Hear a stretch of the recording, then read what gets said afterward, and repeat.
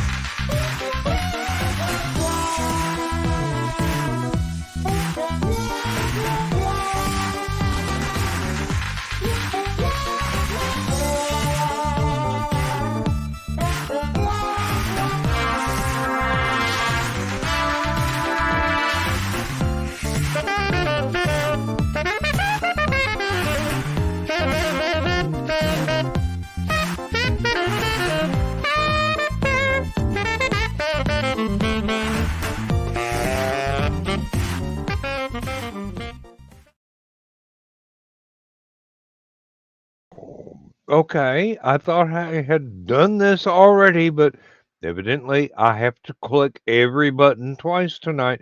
Sorry about the people backstage for the double opening. I hit go live, then I hit go live again, and the second go live button did not do anything. So we were close enough to the beginning of the show to where I just go play the intro one more time. So I we didn't even stop. get the intro the first time. Hey, that's why, because it failed to go live when I hit go live twice. Um, Next thing, I'm going to have to, donate a drop of blood, a phoenix feather, and something off a unicorn, which is going to really mess with Joe Dog's wife, Donna, because she wants a unicorn printed, and Joe Dog's 3D printer is not comprehensible to him at this time. But with me tonight, I have the incomparable Aunt Donna, and I have R. Sterling Esquire in voice only mode, which is just fine because his wit and wisdom is not to be missed. And if Yeah, I you was are wondering not, about that actually. Is there a way to get it so that my little picture will show up in the panel? Because a lot of live streams I watch, it's like that. So I'm not just a disembodied um, voice. it will work on Discord. I don't know how to make it work on StreamYard. Okay. It Um, works on StreamYard because Kerry does it all the time. yes, he does.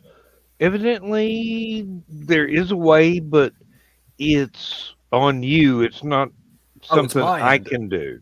Okay. Yeah. Don't have the faintest idea. Uh, Carl, how are you still awake? Why are you still awake? Uh, you're married to a very sexy woman, and she's in here with me. That's why you're still awake. Um,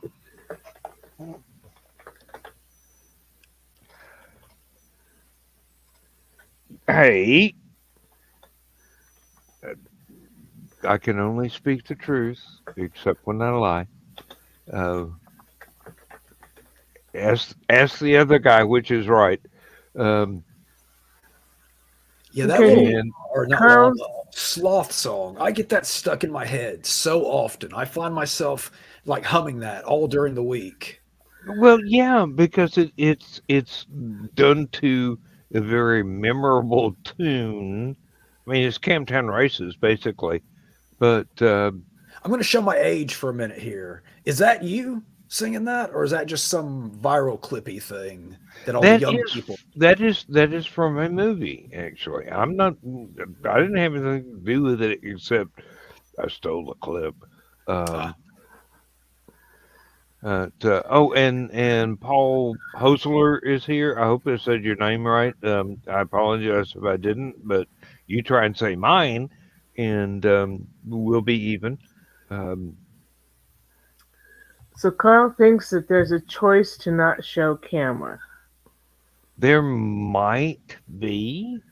Um, StreamYard is a peculiar animal. what does this Sometimes icon that says present do? that is where you share screen.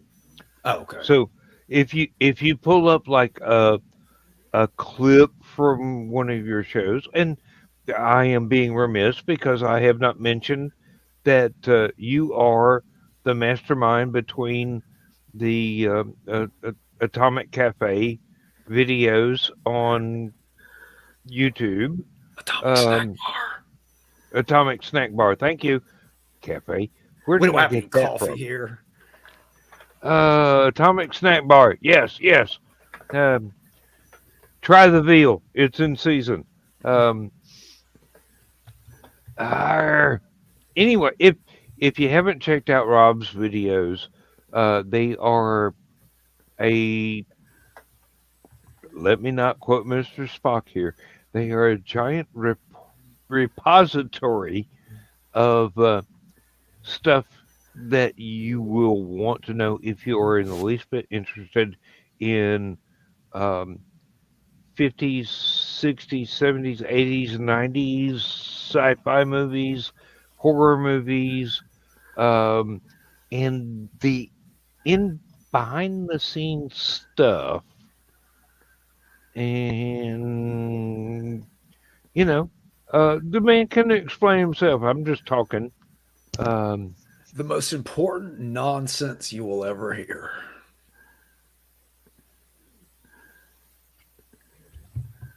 Yes. me talking. Yeah. Well, that too. That too.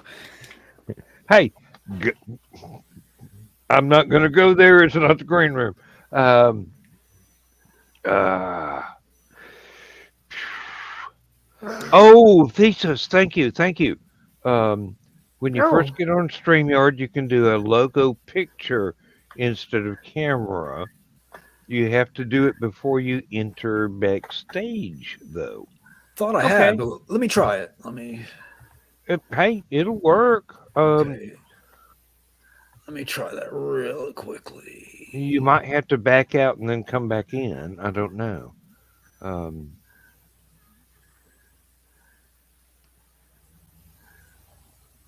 but yeah, our friend Kiri does animated um, not icons. What avatars. And Thesis is going to pop back in after he finishes walking the dog. Um, I would reply to a lot of the comments, except I can't get my own I got it. show. I can't get my own show on my iPad, which is the only place that I can comment without having it come through everything that we are broadcasting to. Like I'm five different people. Okay, Dick. Um, Paul wants to know if he can ask you a question about Aphelion or message you. the forum is suffering attacks from Russian and Chinese spam bots. So it's really difficult to get a a, a new membership. There you go, Rod. That works. That works, Okay, Rob. not my Oh, man. picture though. We got all these cults going on. Yeah. Oh, that ruined it. Ah, never mind. Hey, it's all right. Voice only works as well. Paul. I hope that was your question that I just answered. It's like I said, we have so many spam bots trying to get in there and post uh, porn links and advertising links and whatnot that it's really hard for uh, the guy that is the bot stomper, uh, self-appointed bot stomper for the forums, uh, can can keep up with because it's like thousands a day because they are computer programs. They don't have to be slow and previewable. And I don't know any way around it whatsoever. We're trying to get new forum software, but it's like nobody's trying to update that for a website that's 27 years old. So we're looking, but because we don't charge anybody any money and we don't have any ads, it's not like we've got a budget. We can't just buy stuff. We just we existed before, almost entirely before spam was invented, and somebody at DARPA invented spam. Thank you very much, weirdo. So I missed it. What website are we discussing here? My ezine Aphelion. Oh. Yeah, it's a creative writing website. It functions as a permanent floating writers workshop. Try saying that after 4 ounces of rum. Here is Carl. Oh no. It's Carl's voice. Hello. He's just trying to add. That's not Carl. It's not Carl. It says it's Carl. Can you hear me? Oh, That's Yeah. Carl. That's Carl. That's that's Carl. Carl. I just chose like avatar. Okay. Well, we don't see anything. Well, Dan hasn't brought me into the program yet. Yes, I have. Oh, okay. Yeah, it's like Rob, because you have an avatar or you have a photograph instead of a, like Kiri does, an animated avatar. So I think that will show up, but that's beyond my skill set. I don't know how to set that up. And okay. Kiri is also using OBS a lot of the time. So that may be part of it. You'd have to go to OBS and use it as a virtual camera, I think. I'm not sure. I do not know much about OBS. I can use it in a very basic form. Paul, I will be back. okay. Host provider, no. My host provider, um, they're able to block email spam, but not forum spam. And since the forum is a very complex part of the website, my official web guru usually is trying to get new updates and things. Hey, Carl. Hey, Hey, Richmond dude. And Cap, let me go back to Messenger again. Can't see that. You can't see. No, I can't see the chat now. I had to close. Oh, okay. I had to close YouTube. Damn it. Oh, here we go. Really? Why? I've got it open. I got it. Crazy thing. Hey, You're the IT dude, and I've got it working. I'm here. It's working. you are the wife of the IT guy, so that's why you have it working, because he does that voodoo that he does so well. And It's that the mince with the Ouija board on the top. That's what it is. Gonna get rid of that soon. And I'm drinking water, which is a mistake. Hang on. okay, who are you, and what have you done with Carl? We got to keep it wacky. Words to live by. And And speaking of, there was some Muppet talk, I do believe. I would like to know what the Muppet talk was. Because I like me some Muppet talk. there. Joe Doug has a lot of little comedy clips that he plays during Stupid O'Clock, and some of them are Muppets, and some of them are not. Some of them are the oh god, I can't remember the name of the show now. The Warner Brothers and their sister Dot.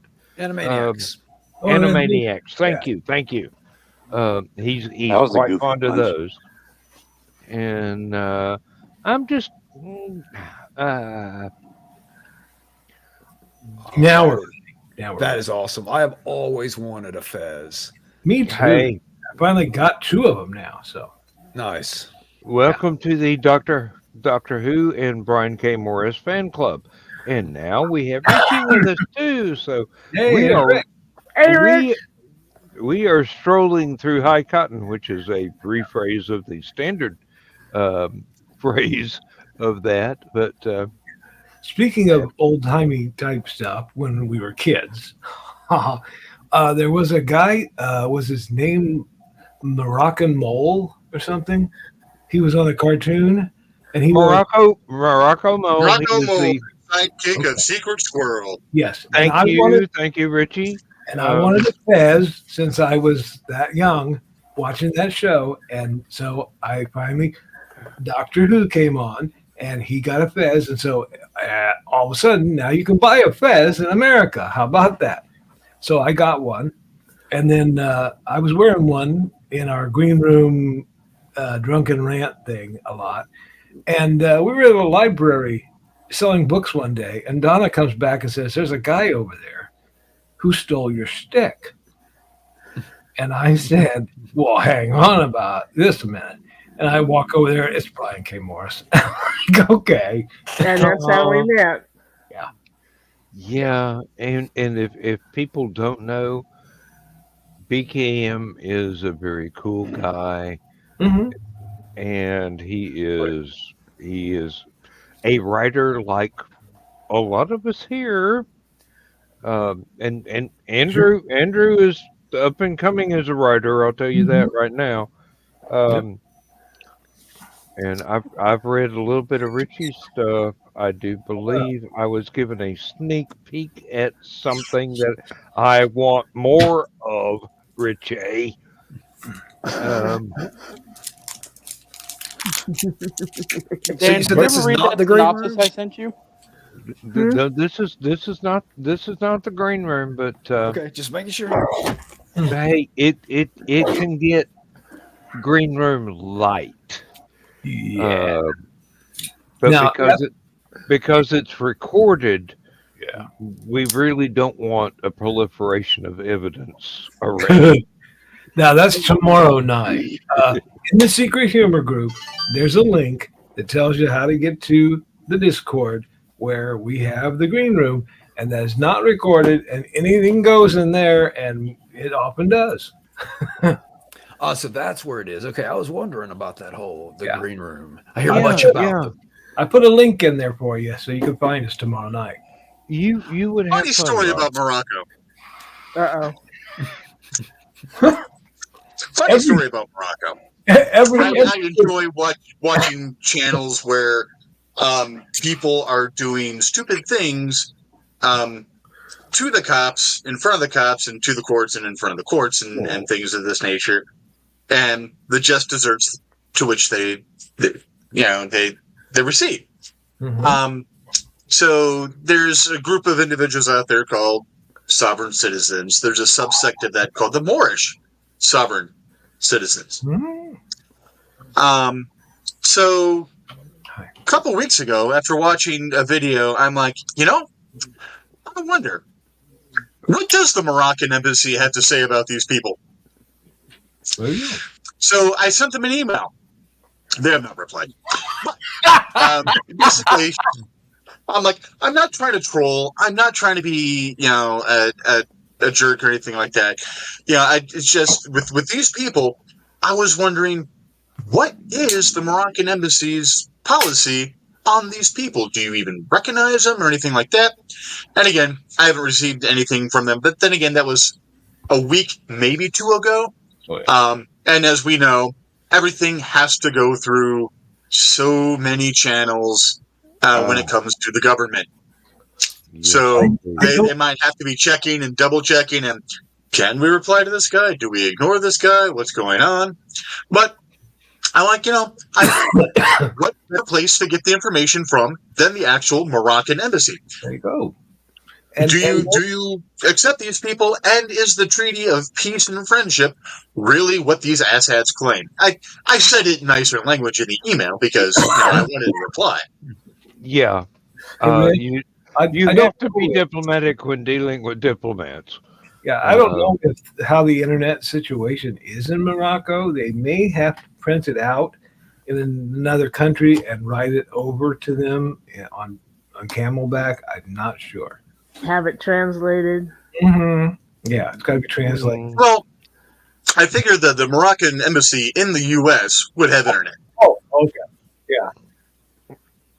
We should all, at least once in our lives, write to a foreign embassy with some wild story and see what happens. Maybe I should tell Russia and China about my cousin Jeff. You should. They should know. They should know what they're getting into. Because even if the U.S. does not respond, Jeff will.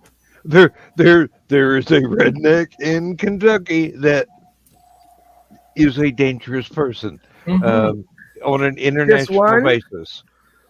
Yeah, this is the only one that actually owns, 7 nuclear missiles? Somehow the government that we know of. Hey! He used to work for Air Force Intelligence. What I do not know, he cannot kill me for knowing. I'm just saying that he's the only one we know of. Noah. There could be more. We are talking about Kentucky, Yeah. We have no idea how many have dirty bombs. Yeah. Daddy used to work at Oak Ridge. I will not say anything else. Later on this year, I'll be living about an hour from Oak Ridge. Hey, Oak Ridge, Knoxville area is a great place to live. I'm gonna be on the other side of Knoxville from Oak Ridge, Morristown. If you have children in schools there, it is a very, very good school system. Because their idea is to train future scientists to work at Oak Ridge. And believe me, I have walked across I've walked across 3 underwater nuclear power plants and observed Cherenkov radiation with my bare eyes. And yes, there is a lift tennis shoe at the bottom of one of those, and they're going, "Hey, guy didn't tie his shoelaces. It fell off on the catwalk. We're not going after it because have you seen how blue that is? No, no, no. It can stay there until the end of time. I don't know if you should see radiation with your eyes. I mean, I know you can, but I don't Well, know. I mean, it's Cherenkov radiation. It's being diffused by the water. Mm-hmm. So I know what that color of blue is. Mm-hmm. It's from cobalt. Pretty much. Mm-hmm. But when But isn't Cherenkov radiation just was it electrons? electrons passing moving through- very, very fast. Yes, but Through because your of the body, shift, in your eyes. but because it never makes it to you. Is this a powered reactor or a research reactor? They're generating power out of all three of them. Yeah, it's Knoxville. I mean, no, it's Oak Ridge. Mhm. They're fish with 3 heads and ducks with 2 heads swimming in the cooling pond. I mean, Okay, but isn't Cherenkov radiation just a residual visual effect based off of the fact that the electrons are trying to move at the speed of light, but because of the water they can't? exactly, Oh, exactly. Yeah, they're And just Yes. moving that's- So it. I think Now- what I'm getting at is I'm not a physicist, Cherenkov- but that's the way I understand it. Yeah. Yes. So what I'm getting at is I believe Cherenkov radiation itself is not harmful. It's just a visual reaction. I was just teasing. Yeah. Yeah, it's basically it's electrons being pissed off because they have to slow down by water. Oh, and Paul, working on short stories, used to submit to the Flash Fiction Contest. Well, I've got news for you. I am the default short story editor now because I got tired of trying to get new short story editors. We have gone through more short story editors than what is the band from the movie? The one that drummers spontaneously combust. Spinal Tap. Spinal Tap has gone through drummers. Yes. Short story editor is the job that produces the most burnout because it is the most intense job. You get 30 to 50 submissions a month, and you have to pick the 5 to 10 that you think are the most outstanding, and then you have to go through and offer them editing hints and do the HTML coding and all the other easy stuff. I mean, easier than editing, because editing is not easy. Let me tell you that right now. Editing is not easy. Yeah, I'm in the middle of that myself, and it's quite the process. It is, but it pays off in the long run. And what I try to emphasize is that every different publisher has their own submissions guidelines. So you have to tailor your submission to what they want so they don't automatically throw your work away and not consider your story. Could be the greatest story ever written, but if it's written in all caps in crayon, they're not going to seriously consider it. They're just going to round file it. Oh, whoops. Yeah. It's good old days of radium. Oh man, have I got a story for you, Paul? Um, The radium watch faces. hoping to have something ready for the. Yes, yes, but Hmm. Paul, I've got to warn you. You will only ever be paid in copies of the book. You Hmm. will never get any money. That is one of the European publishers that I have sworn I will not work with again because you do not get money. You get 5, 10, 15 free copies of the anthology that your story comes out in. I'm very sorry. Sergio is a great writer. He's a very enthusiastic person, but he he can write a 10,000 word uh, story in like 15 minutes Hmm. and get it published somewhere. But no, I'm not doing that again. I've done it once. I'm waiting on the rights to expire so I can expand that story and put it out myself. It's just and uh, glow in the dark radium watch faces.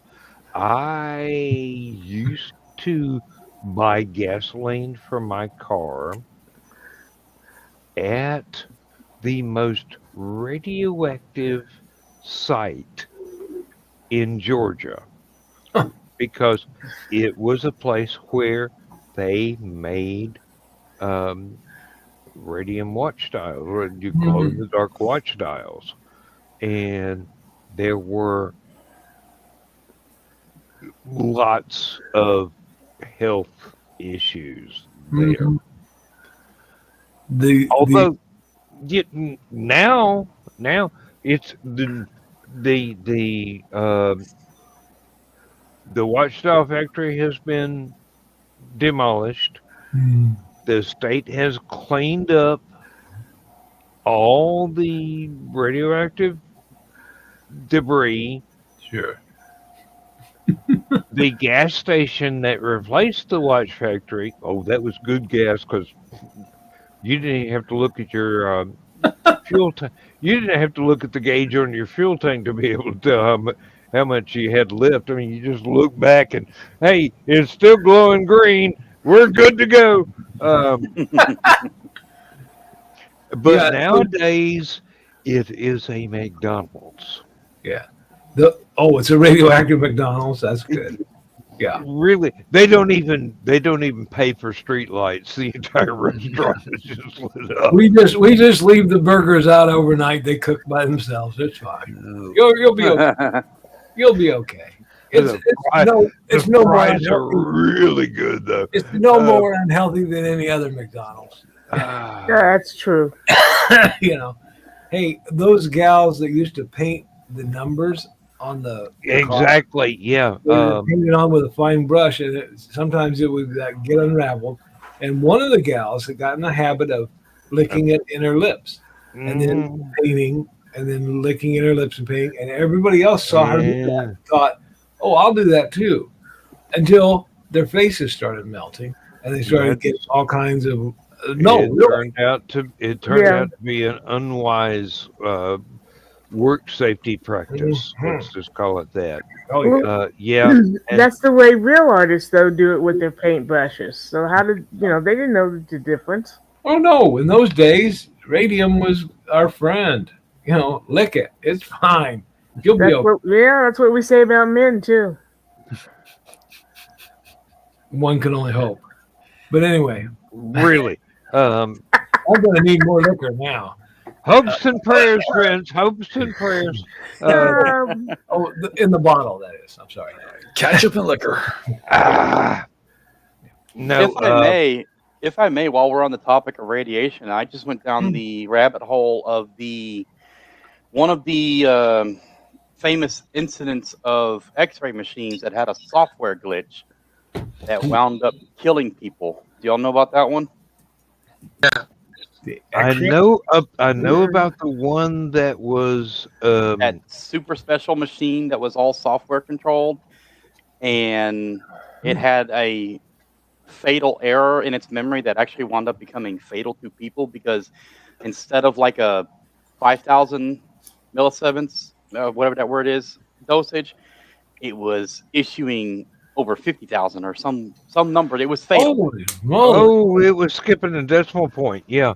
Let me reply to Paul here because he's one of my writers, and I am obligated to help my writers. Oh yeah. Read the guidelines, yes. Follow all the rules, yes. But the rules change from publisher to publisher. That's the point I try and stress. The rules are not universal. They have to go, okay, Houghton Mifflin wants this, Penguin wants this, whatever, whoever Stephen King publishes with wants this, and go, fuck that shit, I'm not hunting a taxi. Become an indie publisher and you can make up your own rules. Yeah. Pretty much, yes. And I will have to say, Aunt Donna and Uncle Carl are indie editors, and Carl is a cover artist. Our covers, at least, and some others I've done for pay. I was going to say, Richie, you need to make an appointment with this man because we're down to just the covers for your books. Whoa! I'm going to get to buy a book from Richie. I am thrilled. He's going to get the Keisha treatment tomorrow night. He's been partially Keisha'd already. We just need the last stage. For those that don't know, Keisha over the finish line. Yeah, we had a green room one night, and our friend Keisha said, "Well, I've got all these finished manuscripts over here, but I just don't know what to do with them." We're like, by the end of this year, I think it was in the summer, we said, by the end of this year, you're going to be published. And she's like, okay. And we said, and we just started assigning things. I said, I'll take the cover, and Michaela's going to edit, and then Donna will edit after that, and then so-and-so is going to do this, and we just... And she went on a show, somebody else's show, to talk about it. Yeah, we got her on a show where she got to talk about it, and amazingly, the host did not monopolize the conversation and actually let her talk about her book. That was amazing and nice. That was a freaking miracle. Pretty much, yeah. But I've actually been wanting to talk to Donna for a while. You're a Lulu person, correct? Mm-hmm. So what is it about Lulu that you prefer over the others? That Carl does it. Fair enough. You get to keep your money. Lulu lets you keep 10% more money than Amazon. Okay. How's the quality of the prints? Very good. Very good. Very good. A little bit better than Amazon. Shipping is superb. We've had complaints about Amazon shipping the books to you, and then they're all thrown in a box, and some of them are torn or broken or something. There you go, Woodstock Dreams. If they can get it without a glare. Our friend said, "Well, I don't have that problem with Draft to Digital." Until she got her. Did you see that, Donna, tonight? Or Dan saw that on Facebook. Our friend that went to Draft to Digital said, "Oh, so great!" And then she got a shipment, and they were all thrown in there together, and there wasn't any packing material in one of the boxes, and some of her books got damaged in the shipping. I've never had that problem with Lulu. Those books are pristine and ready to sell at the next show. But theoretically, you could use both, correct? You can use both. You get on Lulu, If you get on Lulu, you can say, I want my books to sell on Barnes & Noble and Amazon and anybody else you want to sell them through. The trouble is they will take a percentage of that cut. So the Woodstock reading she showed, when we sell it through Lulu, we get about $8 per book, which we split between the three authors. But what's the cover price? $20 for that book. Okay, see, It's a thick book. that's a that is a detail that writers need to know. Exactly. Yeah, it's a very thick book. Yeah, if we sell it through Lulu, we get about $8. If we sell it ourselves, we get about 11, which we split. But if we sell it through Amazon, we get $2.32 to split amongst three writers. Because Amazon eats everything else. Exactly. Yeah. So we tell people don't buy it through Amazon. Please don't buy it through Amazon. Yeah. Yeah. Basically, if you buy somebody's work through Amazon, you're costing them money.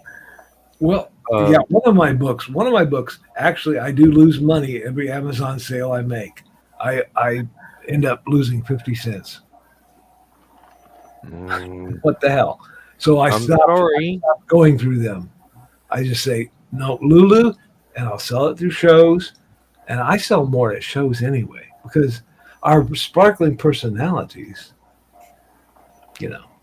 Well, me saying that's the thing about you want a creepy book. He's got two creepy books. You need to. He's got three creepy books. 3 now. I really didn't think the last one was so creepy. I mean, they're But while we're at it, It wasn't, but I couldn't put it down. I'll give you that right now. I could not put it down. I had to read it all in one sitting. Paul, yes, read quite a few guidelines. Hope to be published in Aphelion first. If you've contributed to the Flash Fiction contest, you have been published in Aphelion. Yeah. That counts too. Mm-hmm. Mm-hmm. Know a few authors that got their start. Is 500 still a few? Yeah. We've been around for a long time. Well, that's how many he knows. It's just a few. Mm-hmm. Yeah. Basically, people starting out, first book, second book. Oh, I'm famous. Here is a snippet of my next book that I hope you will enjoy. And yeah, we'll go for that. We've had writers that are very famous for being in other genres, but send us their science fiction because their publishers go, oh, we don't want to sully your brand by dealing with that spaceship and ray gun bullshit. Oh, yeah. Oh, really? Part of my soul just left my fucking body. Oh, I can't Hey. I'm sorry. She makes a good living off of writing murder mysteries. Her agent and her publisher are going, we don't want your name associated with this freaky deaky stuff that they do in Atlanta or San Francisco or New York or wherever the Comic Cons are. And I'm going, honey, you send me your work, I'll put it online because you are a good writer. It doesn't matter what genre you're in. It's a well-constructed story. It's going to be fun to read. And I mean, seriously, Aphelion's been going for 27 years. Do you have any idea how many stories that I have read before anybody else ever got to see them? And I'm going, this is... send me the links to the rest of your catalog. I gotta own these. Um, hey, um, if it's a good story, Mm-hmm. I don't care what genre it is. It's a good story, Cool. and you. Yeah. There are people. There are people that will not read outside their preferred genre. And I feel bad for those people because sometimes, you can learn things from another genre that you don't know. Hmm. You can apply that in your own Yeah, work. and I do as well because you know just because someone writes predominantly science fiction or predominantly fantasy doesn't mean they can't cross over and do something else. There's Right. no reason to prejudge them. Um, Oh no. That because that brings up my case because I've written creepy stories, I've written espionage stories, I've written nonfiction, and my nonfiction does much better than Hmm. any of my fiction because if you know a particular skill and you can share that skill with somebody else, that's a skill they probably want. So those books do very well, and that's kind of where I've been at this since 1980, and I finally now kind of got some traction because the book I wrote about that Munzie game, it was like geocaching, but you go looking for QR codes out in the world, and that just got picked up by the people who run the game, and they said we want to make your book part of our website, and I said okay. What do you charge? And I'm like, I'm not charging anything. I have a piece in that book that says, if you like this book, put one of the game pieces in my town. Okay, because I was charging $3 for the book, and it cost them $5 to put a game piece in my town. Do you know how many people have put game pieces in my town? People from Australia, people from uh, Germany, people from England. I mean, I've gotten all over the place, and they put it as part of their website. I have a potential of 300,000 people that could read that book now, and I'm like, cool, I made it. And speaking of QR codes, Yes. no matter how you decide to publish, Oh. you need to be a member of the Independent Creative Directory. Mm-hmm. You can reach him by Joe Bachman, and he gives you your own little. It's not going to show up, is Not it? gonna show up, is it? Uh-oh.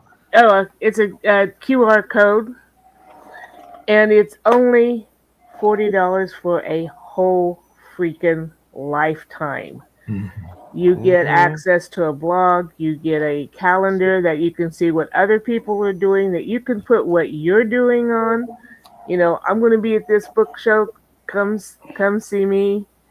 I Yeah. don't. That I sort of don't have. thing. I don't have the link on here, Well, Carl. I'm if sorry. if you look at carlwitzman at gmail.com or carl.witzman at gmail.com and say, hey, I saw you on this show. I want to know more about that website. I will hook you up with it. Okay. I'm announcing my email. Yes, I am. Right here on your show. I'll get all kinds of Russian bots, but who cares? Carl.Witzman at gmail.com. Say, hey, I saw you on that show. I want to know more about that NDCD website. I will hook you up with Joe. $40 is a lot cheaper for a lifetime than you can set up your own damn website. I mean, Yeah, I don't know about Russian bots or anything, but you should probably expect some inappropriate selfies coming through. oh, cool. That's from a totally different R. Sterling, though. Just yeah. You just made him happy, Rob. Totally different R. Sterling. Don't. Let's just say that Uncle Carl's favorite Queen song is one that really hits home. Yeah, yeah, In girl. more ways than one. And Girl. yes, Paul, Yeah. Shauna McGuire has had a nice set of stories on Aphelion. Actually, she has had a guest author column Oh, because she is very well acquainted with our webmaven, and he's got a higher level of ops than I do, and I own the damn thing. So yeah, okay. I just he's got root access, and I don't. took a screenshot, so I'll know Paul's name tomorrow after I sober up, and And I will another know good thing about to watch sorry, go ahead. Paul. He's a rising star, I'm sure. Another great thing about ndcd.org is that if the category that you fall in doesn't exist on the site yet, Joe will create it for you. Mm-hmm. Yeah. So you I've heard mentioned this nasty QR rumors that a code. chainmail site might show up. What does the QR code do? The QR code makes it easier for you to locate the place where that particular person is selling their work. Mm-hmm. Yeah, I've got it on my business card. I hand it to people, and they can just scan their phone, go in, and go and look at all my different books. And then there's And Joe will link out wherever your stuff is sold. Or if you are a streamer, he'll link out to your actual channel. He'll actually have it set up so that as you do stuff live, your videos will also show clickable to take people to your YouTube channel or whatever other video platform you might be on. Yeah, that would be good for Rob because he could put the atomic snack bar on there. Bar, yeah. And people who have never heard of it could go, well, I wonder what that is. And they click it, and then all of a sudden they're on your YouTube watching something, and they're like, oh, I like this. I want to watch more of this. And then boom, to boom, to boom. You got a fan. You got another subscriber. Most Mondays at 7 p.m. Central, 8 p.m. Eastern, 6 p.m. Mountain, and to heck with the West Coast. Yeah. No, it would be 5 p.m. West Coast Pacific time. Joe does Behind the Code, which usually has Don Dulas as his commentator, West Coast, who's reading out all the comments and stuff like that. And occasionally this, shaggy bastard will show up and just cause chaos in the background.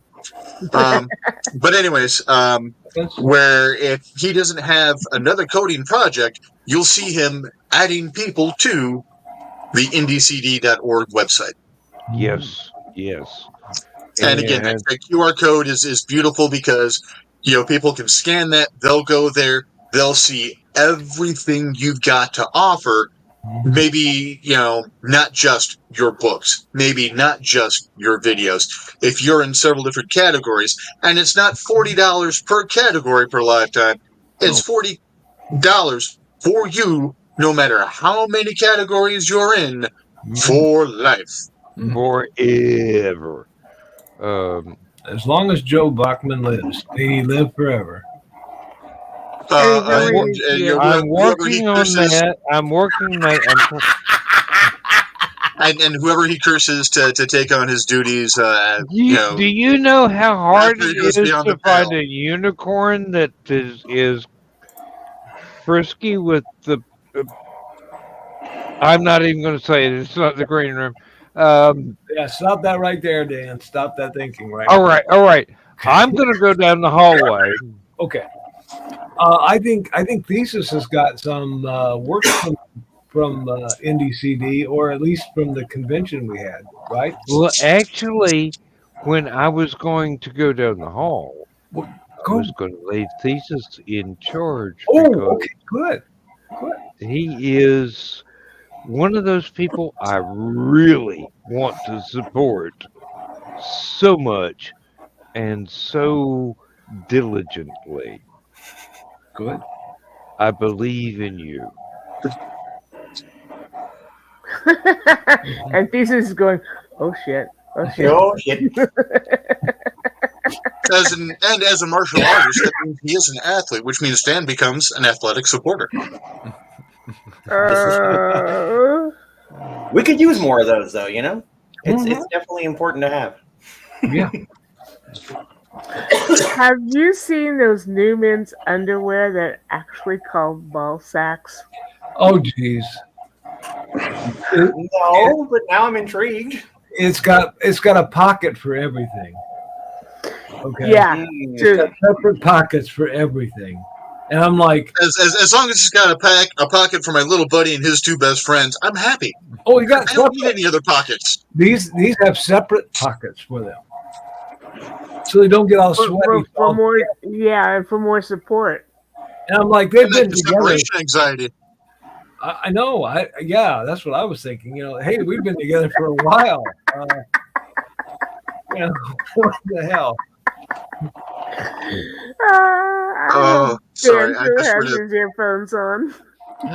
I just read a message from my daughter-in-law. So for Christmas, I got my daughter-in-law, son-in-law, daughter-in-law and son. Wow, but it's time to change.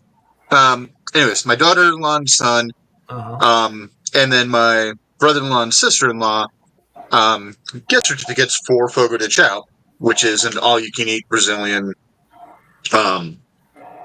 grill place type thing. So we've got a chat going about when are we going to go. We're going to go on my son's birthday. My sister-in-law says, yeah, if you can get us a sitter for my granddaughter, then we can go early and you know, kick around and do some fun stuff up in Chicago before we eat. And my son goes, sitter on the weekends? Lamau. And then my daughter-in-law goes, who? Anyone who would watch her is going. Yeah. Yeah. My granddaughter's a handful. She is a holy terror. Oh. Takes after She is you, the she is the revenge on my son that we've been wishing for so long. I just want to interrupt and say you're welcome, Paul. I'm glad you're taking the fledgling steps because you got to. Don't quit writing again. Okay, I did that for a while and it nearly killed me. I needed to get back into it.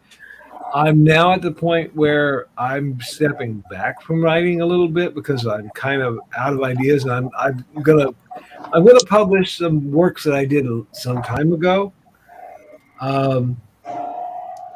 because they need to come out. You're gonna rest on your laurels like I am, huh? Yeah, like you. Kind of ideas. What about D.B. Cooper? Oh, I'm working on D.B. Cooper too. Yeah, there's a D.B. Cooper short story at least coming out. But then I keep telling people I retired from being a counselor. I retired from being in IT. I'm going to retire after D.B. Cooper from being a writer full time. I'm going to work on covers for a while. I'm going to do some stand-up. I'll probably fall on my face, but hey, you look at this face. I can fall on it. It's okay. And I like that face. Oh, well, thank you, dear. You're so sweet. But you got to try new things, okay? And every once in a while, you got to drop one thing to start another one to, try it out, a little bit. And that's kind of my next step is do that. And to help publish the rest of Donna's books, which she's written over the last, I don't know how many years. And I have to help her get all those out. So, does Lulu do hardcover as well? Yes. They do hardcover, softcover, comic books, photo books, calendars. They also do the. Zach's been crazy over the calendars. Do you find folks have a copy of hardcover? I'd like to see if you do. I don't have a hardcover yet. No, we do the soft covers to keep the cost down. Yeah, right. We are really trying to keep our costs down. And in fact, one of my books, I think I make 50 cents on each one I sell because I just don't want to raise the price because I just want to sell more of them. Because for me, okay, it's not about the money. I want my work out there. I want people reading it. And so I've lowered the price to where making the minimum amount I can make and still make some money, you know. But yeah, I've done very well in life. I don't really need the money. I'm a very lucky person for that. So I'm really concentrating on getting my name out there before I in 20 years and getting it done. What are you laughing at? What Paul said. Paul said? AGT? Okay. America's Got Talent. Oh, okay. Cool. Thank you. Oh, he can't go on there. He doesn't have a sob story to tell. Oh, yes, I do. Are we gonna talk about One of my jokes. Okay, I'm going to come out on the stage some night and say, when they applaud, I'll say thank you. It really has helped me. I recently lost my wife, and they'll look at me and my age and they'll go, "Oh my God, oh, it's terrible." And I'll say, "Well, no, it was a harrowing experience. I had to drive around for about an hour before I thought she couldn't find a way back, and I had to kick her out of the car." And then have Donna come to the back of the stage with a bunch of sticks sticking out of her hair going, "Where the hell is he?" Okay. Yeah, she found us. Oops. Yeah, I would be bad on stage. I've got to find a mannequin because part of my act is going to depend on having a mannequin. So, no comment. A mannequin or a manic? Mannequin. A mannequin would be cool, but yeah, a mannequin would be fine. I need a female mannequin, and I'll go no further than that. I certainly came in at the wrong part of that conversation. I waited for you to come back before I said that, Dan. So, just for you.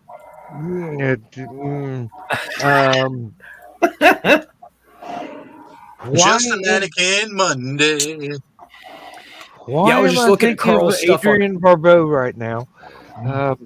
What was that, Rob? I was just looking at your stuff on Amazon, and you have a glowing review from Godzilla. That's pretty impressive. Whoa! I didn't know that. Okay, cool. Yeah, it says from Godzilla, so that's pretty prestigious. Godzilla and I actually share a birthday. Cool. We don't send each other Christmas cards. I'm sorry. The helicopter to deliver the Christmas cards is too expensive. Yeah.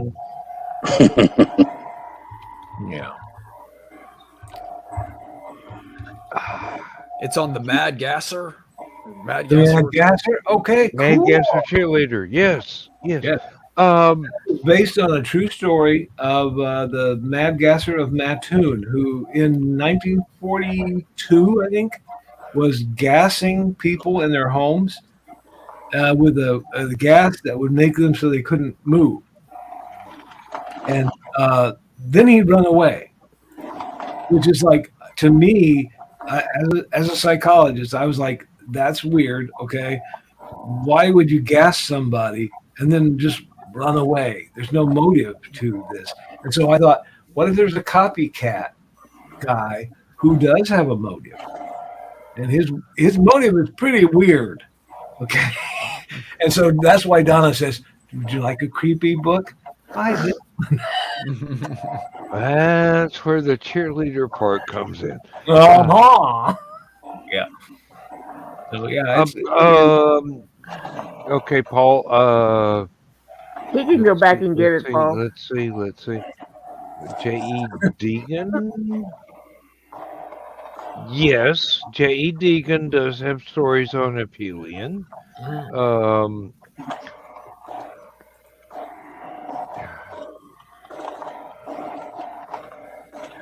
He's the one that got Paul back to writing. Oh, good.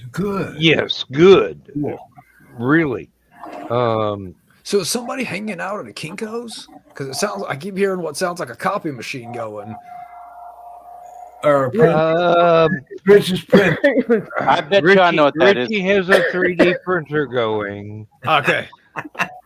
Or it could be Unless the cookie I was it's crunching. my unless it's Either my that or niece that again. that ramen noodle is really good.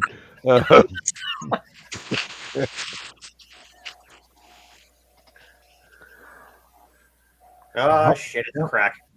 Oh no! I do not. I can't read that. Girl Scout cookies. The Yeah, I hear- lemonades. Oh, I- Girl Scout cookies. Okay.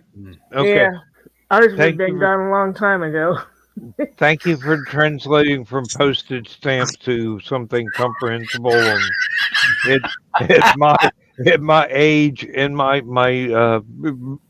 visual impairment. I forgot the mic on my camera is actually pretty decent. Yeah, it is good. Yeah. Yeah, I wasn't complaining because it's actually kind of soothing. I was like, Yeah, it is. it's, that repetition. All right, I'll eat more. The sound of the print is soothing, whatever it is. So, Yeah, and if that's not soothing enough, we'll bring in a cat or two and have them purr on microphone. I quite appreciate how cat centric the panel generally is. I'm a cat person myself. Well, I've got to say I do not have a preference between pets. But you have 20 plus. Well, we've got 8 cats surviving, but most of them are almost 20 years old. And we've got a 3-year-old dog.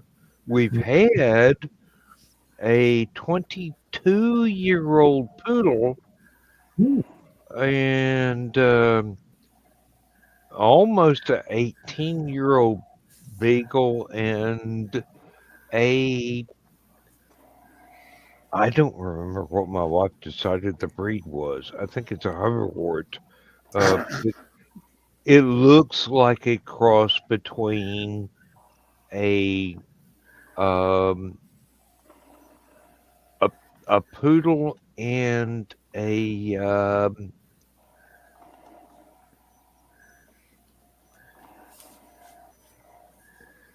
not a Dalmatian. What's the one that's got a bad reputation undeservedly?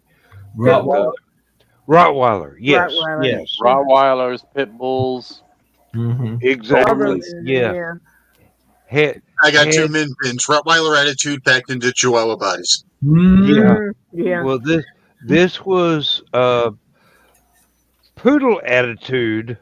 Oh, not good. Packed into a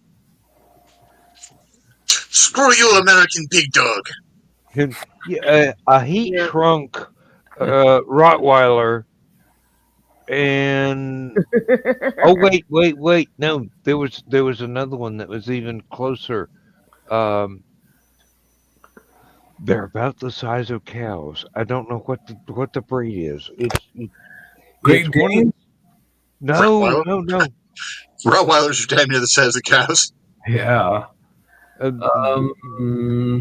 What I love is that after so many years of just having rats, Trey and Joe have not just one, but 2 cats now. Yeah. Yes. And one was just rescued recently, if not just within the last couple of days. I'm going, yes. Teach us rats a lesson. Stay in your cage. They better be careful. That's how we started, and now we've got 5 again. Hey, I piss off my wife all the time because I call our dogs ugly cats because the cat's bigger than the dogs. The dogs are wider, but the cat's taller. At one time, we had 20 cats and 2 dogs. And one of those was a Nikita that belonged to Lindsay's oldest daughter. Oh, he's This- got a door guardian right now. This is Oh, one, this is the one that's given up that I'm going to bed tonight. You know, he's going to bed and he's been in here bugging me, and he's finally decided I'm just going to sleep here, dude. Screw it. you really? He's decided he's going to be a tripping hazard until you go to bed. Mhm. Isn't that all cats? Yeah. Mm-hmm. Yeah, You My know- dogs I are more don't trippy know. hazard than my cat is. I was going to say that the 7 we had before, I never really had to worry about it. But that little Moni, Oh, jeez. it won't stay. I really think he's brain damaged because he does not know. Oh, that cane is going to hit my head if I stay right here. Just had a visit from Bucky, our security chief. Yeah. Hey, everything okay in here? All right. He's not smart, but he's cute. Yeah. He is dumb but and lovable. Bucky says, "Okay, everything's all right here. I'm off to go shit in your shoes." He's like, everything's all right in here. There's no food. Fuck it, I'm not staying. Yeah, I got Yeah. I got shit to do. Now, please tell me y'all were nice to the thesis when I left him in charge. Of course weren't we? Oh yeah. Yeah. No problem. Thesis, you have We didn't cry much. You have a serious discussion about Buddhism coming out on your next show. Yep. When this is Saturday. that? This Saturday. Yep. I've got to make time for that because, I identify very highly. And what time is that? It will be 5:30 Mountain, so figure it out for your own time. 6:30 6:30 Central, Central. 7:30. Yeah. 7:30 Eastern. Yeah. Okay. And the hell with the West Coast. Wow. Hey! Shannon's out there. I don't say the hell with the West Coast because she's a good writer. And so No, the only reason I say that is because I get the too. most trouble from our West Coast offices. Yeah. Oh, yeah. There's where you get the broken cup holders. No, it's well.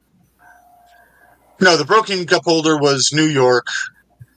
The power out in the entire building was Washington. How do I And remove my computer without power? And the why didn't you send an email telling us the email system was down was Chicago, which is the office I'm actually out of. Well, I mean, one of those calls- you got to respond to Chicago first because they got guns. I got a call one time from our Springfield, Illinois office that the guy said, "You won't believe this." I said, "Okay, what's going on?" He says, "Well, this gal came out of her office and she said my keyboard was stolen." I'm like, keyboard. Oh, wait. She's like, No, please no, please no. the monitor is there, but the keyboard was stolen. I'm like, okay. Was her keyboard stolen? He's like, no, she's using a laptop. I'm like, okay. Then how did I knew it. the janitor had closed the lid on the laptop? We have external monitors too, but he had closed the lid on the laptop. We thought the keyboard was gone. And I said, "Oh my God, which one was it?" He says, "You don't know her? She came to Chicago." Enough said. Enough said. I still like my whistling computer story the best. Oh, the pain. Yeah. The Oh, pain. I was. I'm channeling Dr. Smith right now so hard. If I had a soul, it would have left my body at that moment. Donna, does your whistling keyboard story involve defenestration and that was the sound it was making on the way down? No. No, Friend of mine. it was dial up. No. Before that, my friend immigrated to the U.S. He was a computer expert in computer repairman in England, and this was back when computers took some time to boot up. And he gets a call from a customer who says, "My computer's whistling." Yeah, And going. Tim says, I remember "Well, this. I'm gonna have to come over and watch when you turn it on."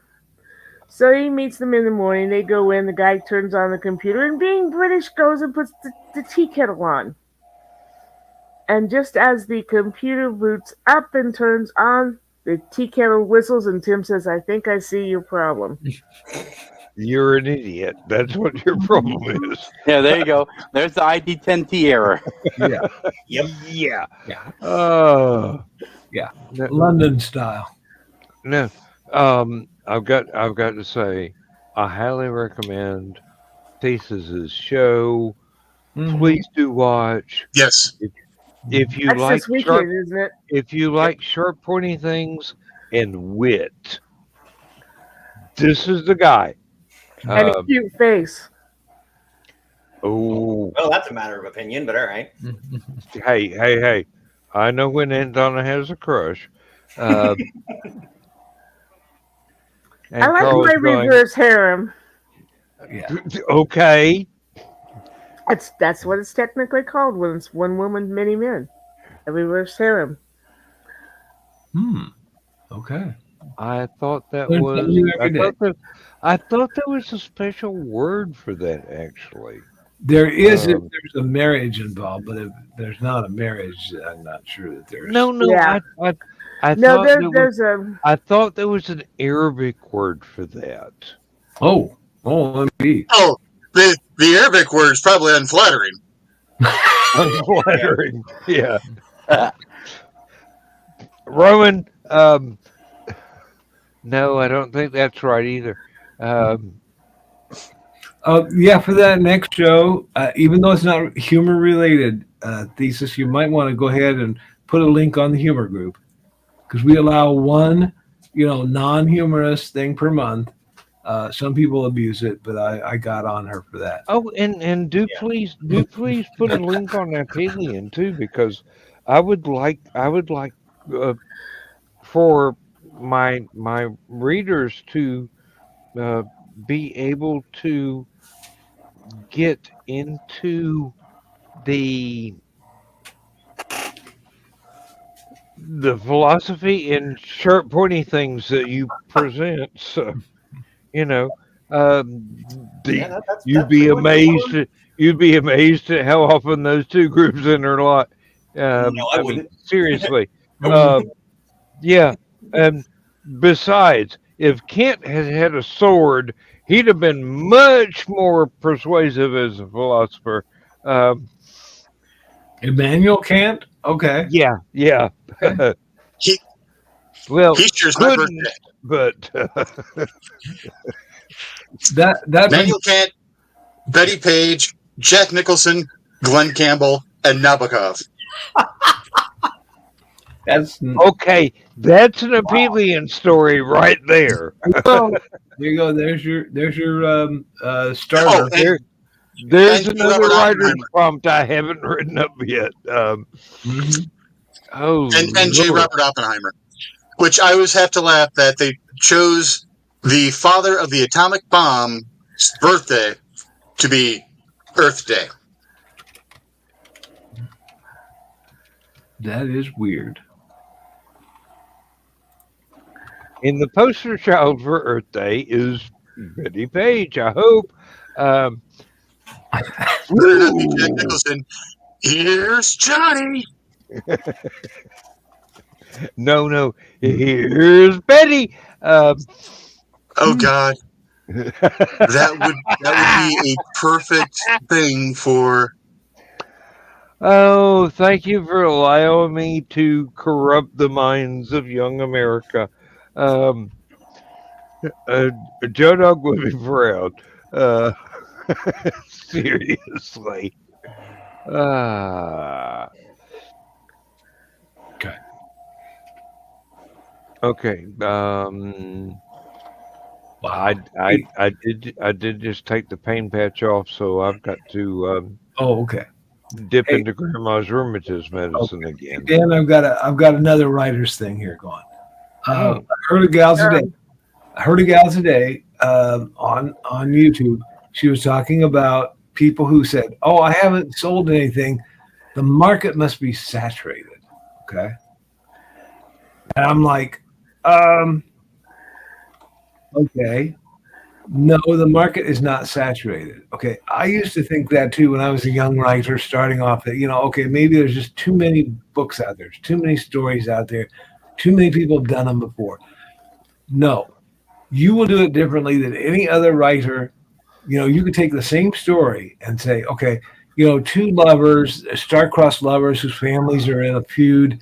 You can write Romeo and Juliet so many ways and make it your own.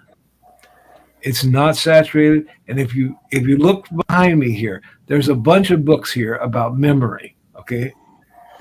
I studied that when I was a psychologist, and Just means you're not moistening the correct market.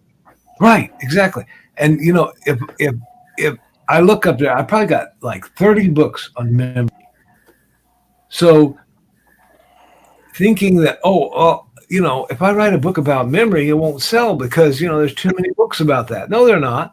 People who buy those books will buy more than one copy of the same kind of book because that's what And they it depends like. on how you present the information too. Exactly. But they can never remember the title. Yeah.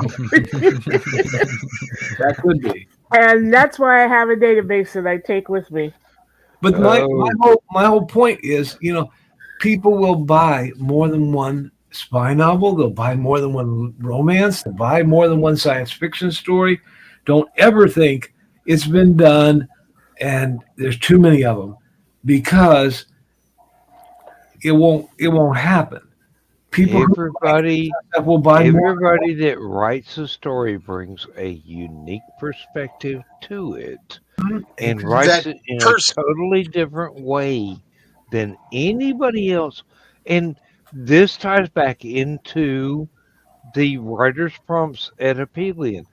I do not know how many writers that I had go, "Oh, here's one from this prompt," and I go, "Yes," and that's totally different from the other ones that have used the exact same prompt to write a totally different story.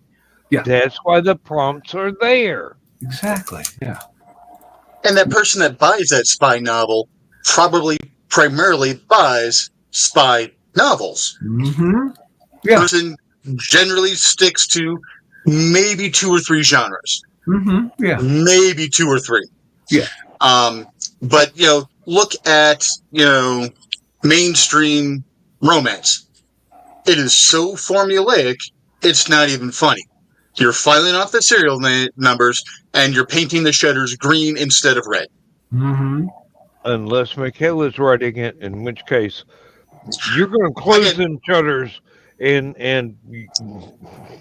again, I said mainstream, not all romance writers. No. Yeah, but Michaela ought to be wider recognized than she is, and she will be one day. I'm certain. Probably. And by her being different is probably where she will get her recognition too. Right. How many mainstream authors recognition and what she's got now too as well. And not just as a sex writer. Well, as a sexy writer.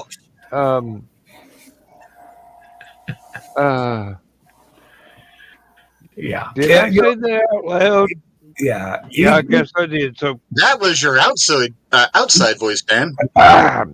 Each writer will take any story and they will make it their own, and they will write it their own way. And don't worry about saturation. Don't worry about oversaturation. It's not a factor. Okay. So mediocre and better writers. A lot of bad writers will just really badly file off serial numbers and things like, here's my original story. Okay. Yeah, About Snoopy told this one 65 years ago. about like water Walker. What?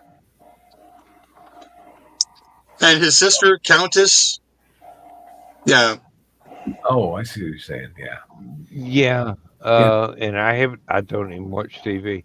But even those people who have seen Star Trek, okay, and they will go watch Galaxy Quest, that is kind of a parody of Star Trek, but they will appreciate Galaxy Quest for what it is. And it is a well done pastiche. Yes, exactly. And people who would not watch Trek will watch Galaxy Quest and say, "Yeah, that's my jam right there." And that's because that's the humor flavor of Star Trek. Yeah. Yeah. Like a lot of people might not be Star Trek related, but might be, I'll go watch The Orville. I need to answer a question from Paul. Oh, yeah. Answer that one, please. Brings up a question here. Would it be okay to write a story from a different POV from a story that someone already wrote? The story is in the current issue, and I had an explosion of an idea from that story. Paul, that is absolutely perfect. If someone wrote something that inspired you to take the basic idea into a totally different direction, that is pro level work right there. Yeah. If you're going to use their same character names and all, you might want to talk to that author first and say, "Can I play in your playground, in your school Playground?" Yeah. And yeah, Carl's right there. Yes, indeed. But Can I borrow your toys?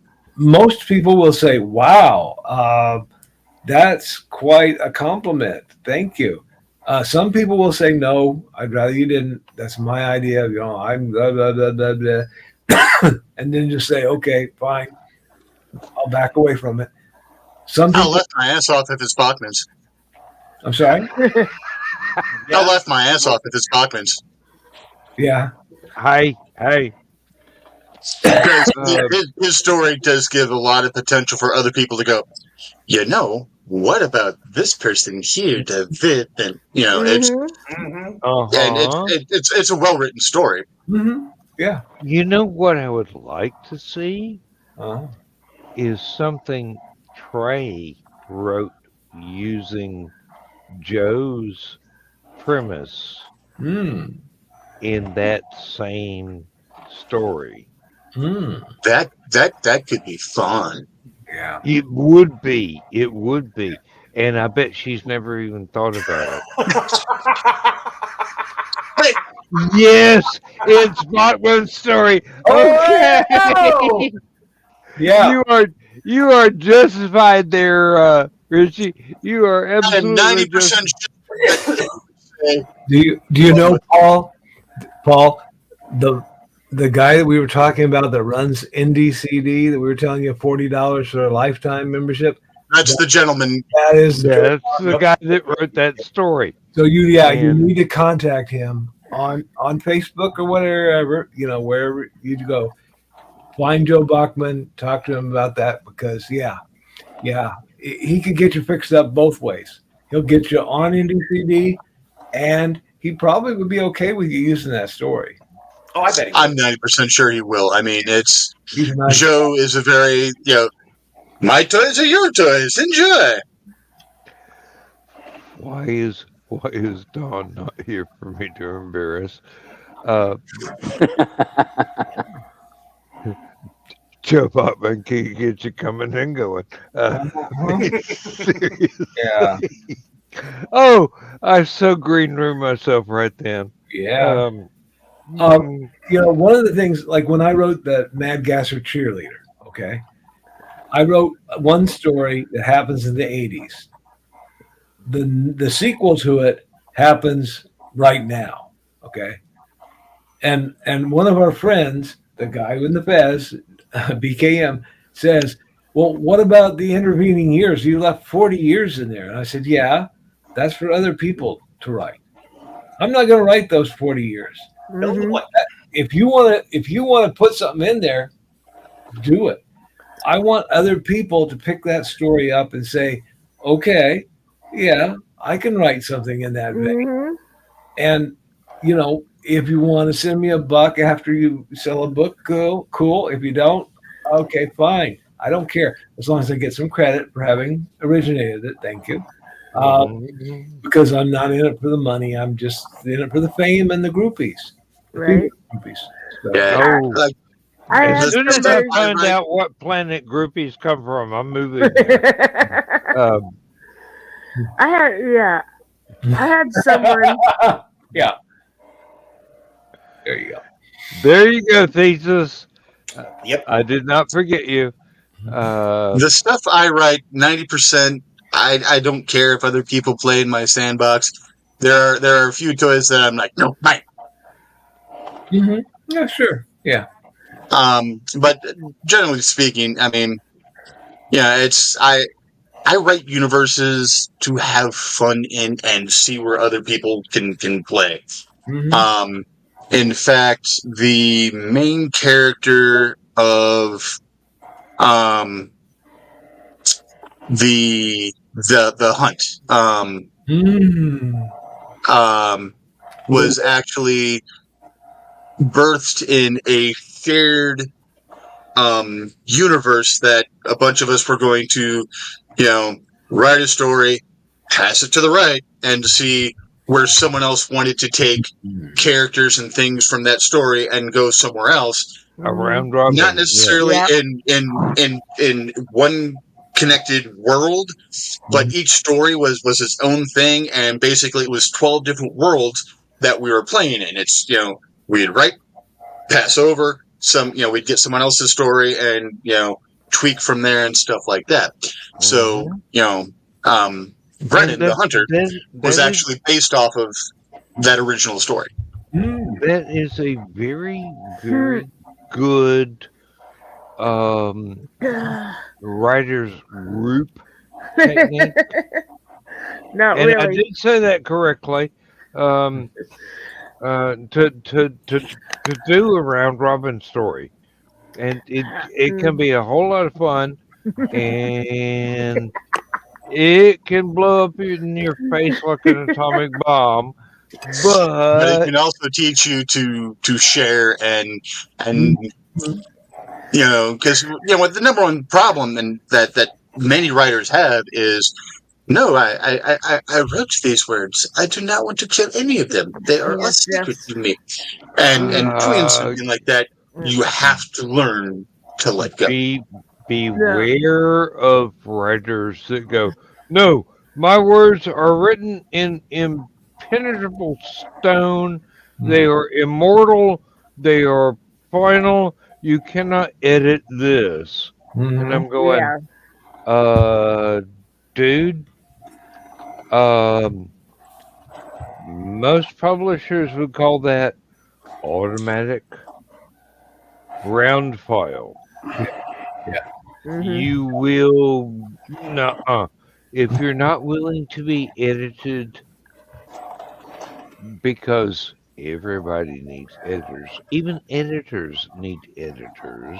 Right. I point this out continuously in every writing panel I'm in, and I've had publishers tell me, "Oh, you are so right." Yeah. Well, and as you, hence the name writer. This is something that Rob would probably tell you. If somebody writes a book, someone else will probably do the screenplay. Yeah. And it will be adapted. And the producer and the director will have their own take on it, which will change things. And maybe it might be better. It might not, but it might be better.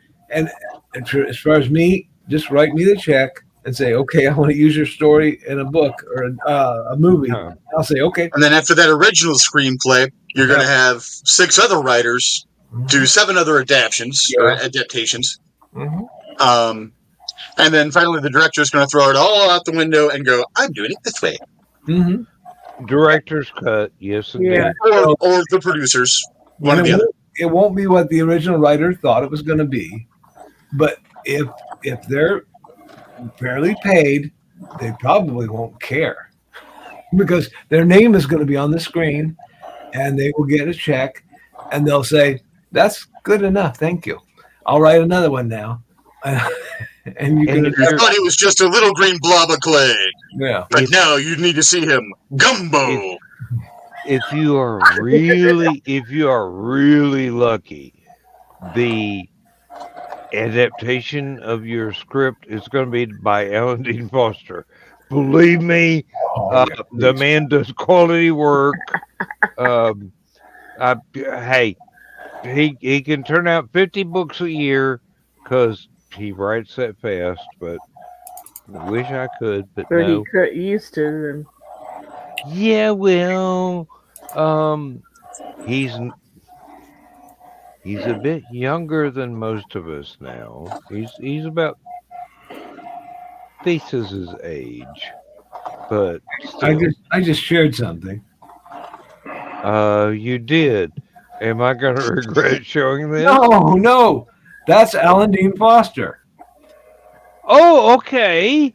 I didn't have any idea what he looked like, and somebody on Trek Culture channel had a picture of him. And I'm like, oh, okay, cool. But how old is he? I am. I was going to say. At least his hair still has a color. Well, how long ago was this picture taken? I have no idea, but I just have no idea. I did a screenshot because I thought, hey, I wanna show Donna what Alan Dean Foster looks like. I really didn't care. No, you were talking about other people about doing your books. I wrote a book called The Seduction of Lily Monroe. She was seduced. It was over. I had no more interest in doing another book with it. And but somebody people demanded sequels. And I'm like, she's been seduced. What else could there be?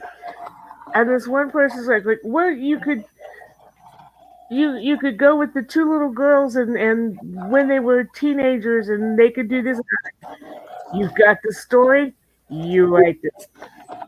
Yeah, really. Donna's done with it. She's like, you go. Yeah, really. After the seduction of Lily Monroe, what are you going to do? The pregnancy of Lily Monroe, the delivery of the baby of Lily Monroe, the revenge of the son of the pregnancy of Lily Monroe. I mean, yeah, as long as you get credit for the idea, most of us don't care. We'll be like, okay, this was based on an idea by Donna Carlene, and based on the novel. Yeah. And then people might pick up her novel. So you're really doing her a favor by helping sell her novel. Okay?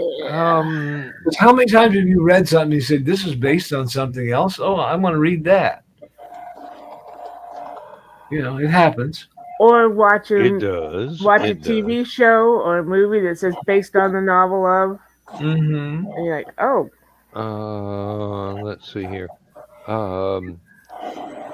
Joe Bachman wrote a fun story, but it made Paul think of what if this was from the aliens' point of view. Mm-hmm. That is a very valuable concept, Paul. Mm-hmm. That is. Yeah. The differences in points of view is something that is essential in a writer's toolbox to be able to see something and go, what if I tweak this just a hair? Mm-hmm. And let's run with it.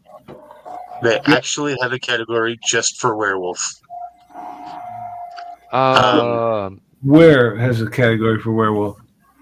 Wattpad. On Paul's next comment. Oh, Wattpad? Oh, okay. Yeah, and Rob Sterling has left the building. Oh, okay. Sorry. Well, I mean, He's seriously. busy. He's busy. He got stuff to do. Well, yeah, he's got. I hope he got stuff to do because I like his work. Yeah, if you haven't Believe watched, me, folks, if you haven't you have not watched Atomic Cafe, please do. There's Atomic Snack Bar. Atomic Snack Bar. Thank you. Cafe is a totally different one. I keep forgetting. Atomic Snack Bar. It's a really good channel. He had a different name for it earlier, but he changed it because Snack Bar is a bit more in keeping with his themes. Yeah.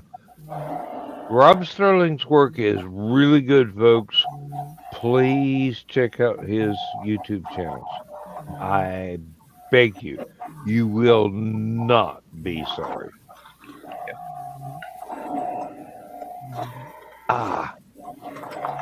Okay. Something went pop 3 times, which I know that Dawn will be jealous of if she ever watches the replay. Oh, and there it goes again. My neck is trying to imitate. I needed not the green room song. No, a popcorn cooker on overload. I tell you what, folks. Yeah, between Dan's neck and my sleepiness, I'm gonna bow out. And you've only got 15 minutes, Woodsman dude. Weenie. Okay, I'll be back then. You're just going down the hall. I'm going down the hall. I may be back. Actually, he's going down 3 halls, so I'll let you know if he makes it. If we hear a thump during Aunt Donna's live microphone, we will call an ambulance for you, Carl. Just, Okay. Be aware we care that much. Who's going to open the door for them? The cats. They have thumbs. But didn't you hear they don't have opposing thumbs, so they can't do things like we can do, especially flushing toilets. Oh, you want to bet? Cats can flush toilets. No, I was referencing Meet the Parents. Remember that? Oh, okay. You got me on that. Yeah. They can open doors too. Oh yeah, believe me, I know. Hey, if they ever learn how to open cans of cat food, we're doomed. They won't have any use for us whatsoever. They will exterminate our entire species. I mean, we keep our doors locked not because we're afraid of people coming in, but we had a cat. It was an idiot savant. If he'd have been a person, he'd have ridden the short bus. My sweet baby Blue, but he figured out that he could do this move and turn the doorknob on the frickin' door. Mm-hmm. And he was tall enough he was big cat, tall enough he could reach it too. That was my dog, but with the old bar style doorknob. That's why my front door is always locked, because I was going to throw out the trash and the damn dog followed me outside. Like, holy shit, what are you doing here? Our dog keeps trying to do that every time I go out the front door. If I go out the back door, it's not a problem because that leads to the endless chain link fence. Out the front door leads to driveway traffic. No, girl, stay. And she's not really good at stay. And well, if I go out the back door, it's a 10-foot drop off my balcony, so I don't really have to worry about that. Yeah. Sometimes I Hallowcon, worry. the second part of an Sometimes I apartment worry about the dog, but then I realize she's got a seeing eye cat.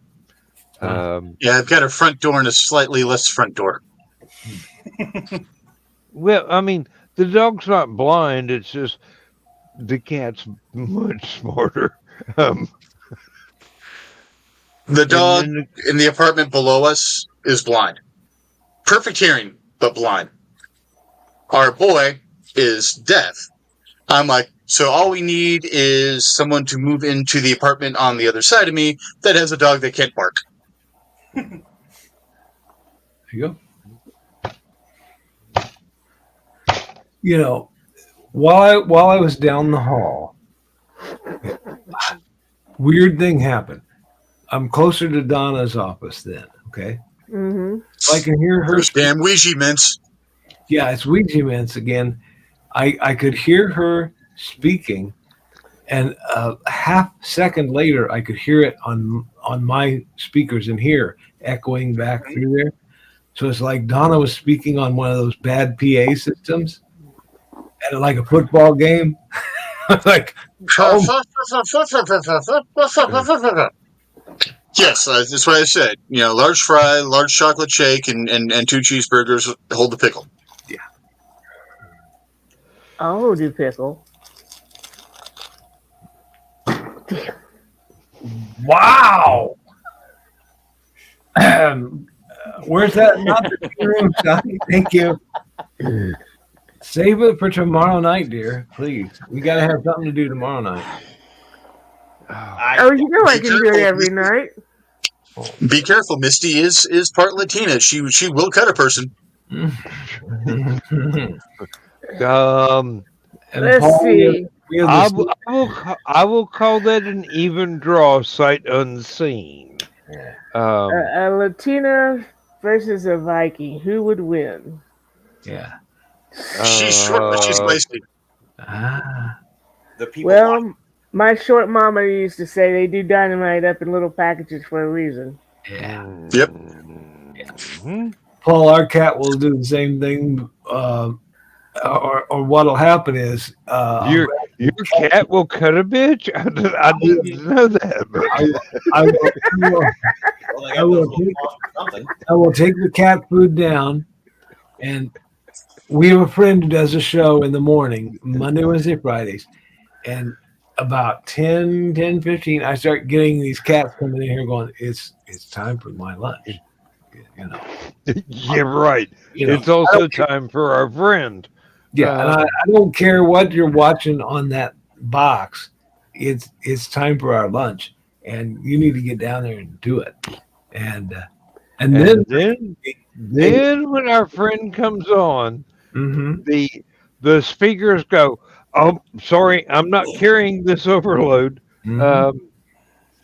Yeah. Oh, hello.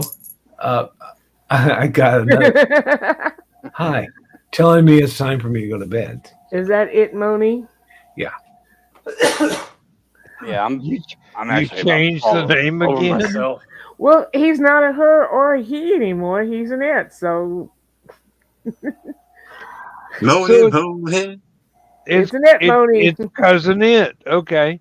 Hey.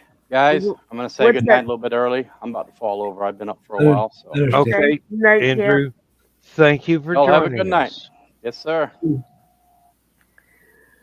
Well, what's that song Ken Curtis used to sing? Mule isn't he or her. It's mule's just an it. Festus from Gunsmoke. Oh, okay, that's Okay, yeah, I know that character. yeah. He used to sing a song about how a mule wasn't a he or a her. It was an it. One of the individuals that I was talking about that was part of that writer's circle earlier, his nickname was Festus. And it was funny because the woman that is now his wife and her fiance at the time were inviting me over to meet a bunch of their friends. They were all paramedics and dispatchers and stuff like that for an ambulance service, trying to peer pressure me into becoming a medic. Eventually it worked, but that's beside the point. So they're like, yeah, you got to meet Festus. Festus is just the best, blah, blah, blah. Door opens, in walks Festus. I'm like, hey, Greg, how's it going? He's like, hey, Rich, how's it going? And they were both so pissed, it's not even funny. I'm like, if you would have told me his name, I would have told you I've known him since high school. It works that way sometimes. Yeah. You mentioned you're talking about round robin. I kind of got into trouble for doing a round robin. Aunt Donna getting into trouble. Writers. Wonders never cease. This was writers' class. You needed to wait till he turned 18, and then Batman wouldn't be able to press charges. Oh, wrong type of doing Robin. Never mind. This was back in high school, writers' class. But she did turn him around. And my friend Teresa and I were the only juniors in the class. The rest were all sophomores. And Mrs. Beatty said she wanted to do a round robin. Explained it, so she started it out.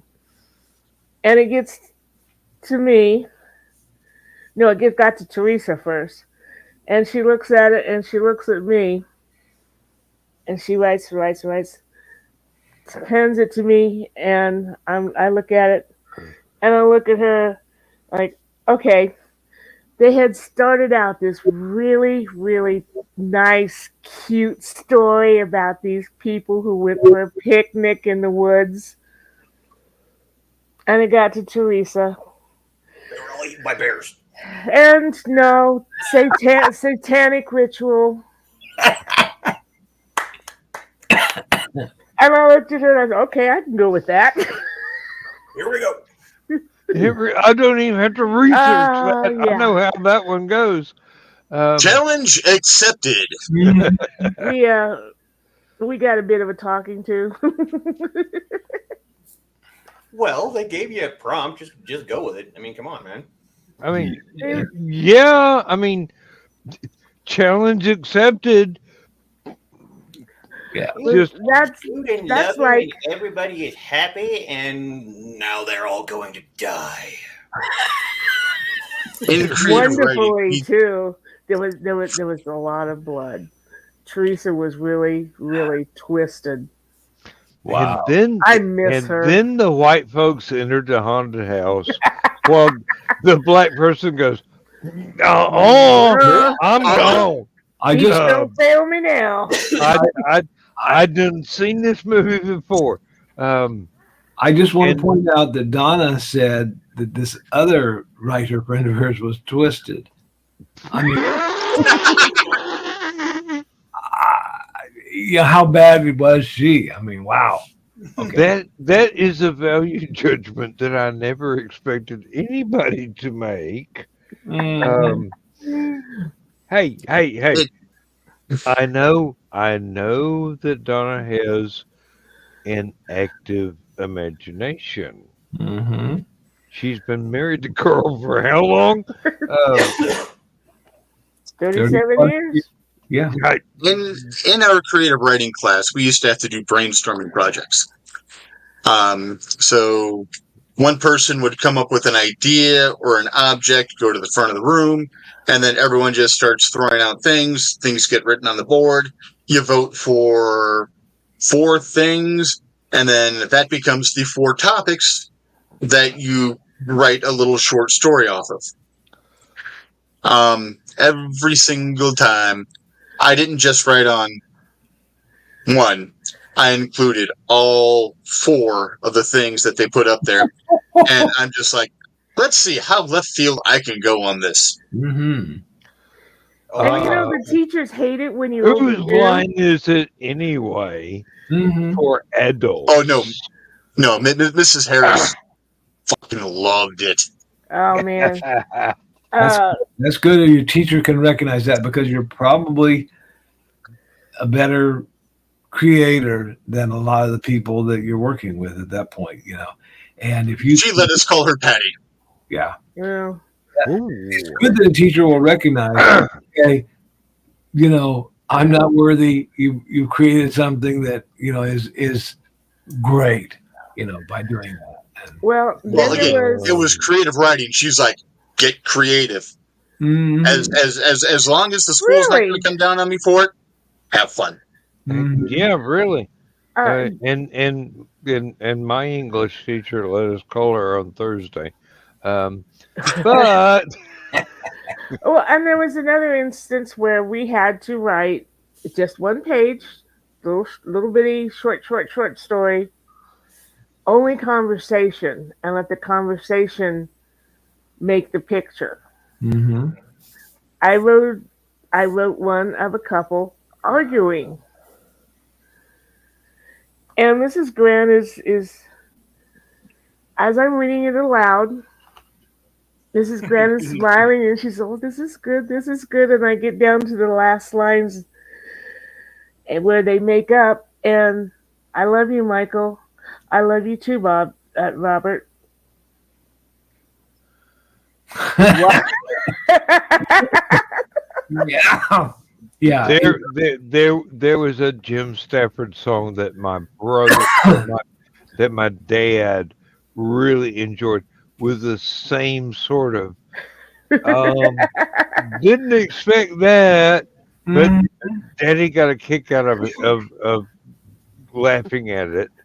Um, all Yeah, I right. had problems We are at lives with English one teachers. 156. People, tell your websites, tell your YouTube channels. Let's get you some more viewers. Um, Paul, thank you for being here.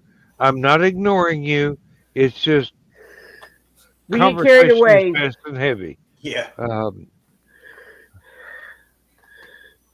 so, uh, Thesis, you got a show coming up this weekend, Yep, this Saturday. and it's every other week, Mhm. basically. Yep, But every other this one is on a subject that is near and dear to my heart. Go for it. Tell me, uh, tell the So listeners what it is. I live in a predominantly Mormon state. And everyone, when they hear that I come from this state, automatically assumes that I'm Mormon. And then when I dissuade them of that notion, they have certain misconceptions about my belief system. So we're going to go over as many of those as I can in an hour and hopefully try and entertain and educate people on what I actually believe. I'm not going to speak for every single, Buddhist on earth because that would be a much longer conversation. So I'm just going to talk about my own personal belief system and yeah. Hmm. Well, I mean, that's exactly the point of view that everybody is going to get the most benefit from. Mhm. Richie, you are a phenomenon. Um, please, um, tell me you're working on the damn story because I want to read it, and I'm not Nick. Okay, not the same story. Uh, This week and change has been dealing with health issues and stuff like that, and various doctors for myself and for my youngest and for Misty. So I have not had a chance to do more on that particular story, but I am trying to get back to it. Carl and Donna, most of your works can be found on Lulu, Mhm. but please tell listeners that, well, basically, what you do. Okay. If you go on Lulu, look for Donna Carlene, Carlene. I have 2 crime drama series. I have an adult um, historical novel, which I mentioned, The Seduction of Lily Monroe. I have a dragons uh, novel called Dragons and Wizards, which might have a little bit of sex in it. And then there's Woodstock Dreams. It's a novel about the Woodstock reunion that I wrote with my lovely husband Carl and another friend of ours. Uh, their bits are okay. Thank you, Rich. But if you like sex, you'll like my part of that book. And when you do go on Lulu, you do have to tell them you're old enough to look at all of my books. I am not touching that line whatsoever. Carl, please Yeah. tell us about the historical mysteries and murders that you write about. Okay. I started out writing some shape up your memory. I wrote another book too that's about a couple programs, that people were using on their computers. So I've written some nonfiction. Then once I retired, I said I'm going to write some fiction. So yeah, the Mad Gasser cheerleader of Calhoun County, and then the sequel, The Return of the Mad Gasser, okay, or the Mad Gasser Returns. And then the latest one is about an Australian mystery. A guy was found on a beach in Australia, well dressed, all the labels cut out of his clothes. Only clue was a little piece of paper found in his pocket that led to a book which had a secret code in it and some unlisted phone numbers. Very mysterious. So, if you like some espionage, some Cold War espionage, that would be a good book. It's called Death and Love Down Under. Available on Lulu. I have read Death and Love Down Under, and I had to go leave a review. I could not put it down. Thank you. I thought that I would read it over about 3 days. Mhm. No. 4 hours was about all it took, and I'm going. It's too bad this is a real historical mystery, and there's not room for a sequel because it doesn't really need a sequel. No. But Carl's like Donna, Carl's like Rich. When they write something, you go, I want more. Not necessarily this story, but this universe.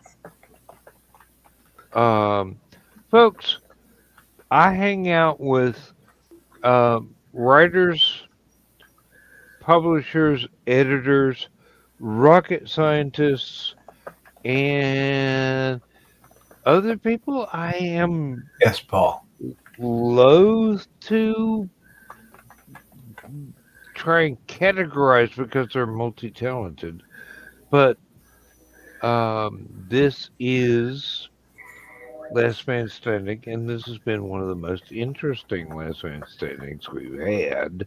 Mm-hmm. And I'd like to thank everybody for being here. Okay. Yeah. Y'all have already answered each other in the comments. Oh, she's good. She's so Yeah. good. Yeah. Ex-secretary, I type fast. Yeah.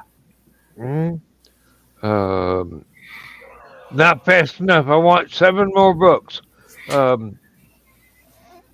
Dan, I love you. And you can too for $19.95. I think it's Rollthebands.com. time to hit the button, as Donna usually says. Time to say goodnight, Gracie. Yes, it is. We are 4 minutes over the Joe Dog mandated 2 hours. So, good night, Gracie. And as Chris would say, good guys. Good night, farewell, auf Wiedersehen, whatever the rest of that song goes. And Thesis, I look forward to your next show because I really am interested in that. Thank you. We shall see you anon, which means, like, if not in the green room tomorrow, Saturday night is anon enough. Mm-hmm. And if there's a pun in there that anybody wants to make, I ain't gonna be here to see it. See it. Bye-bye. Transmission overload. System will shut down.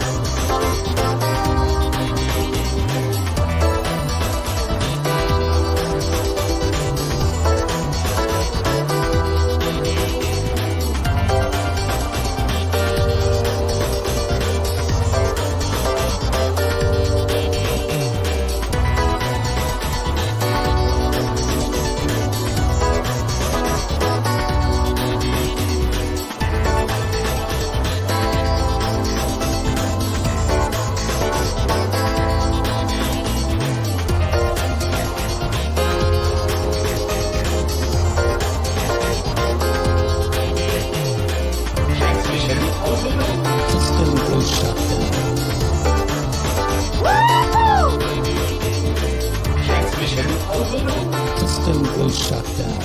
System will shut down. System will shut down. Oh, son of a gun. You thought I was going to say son of a bitch, didn't you?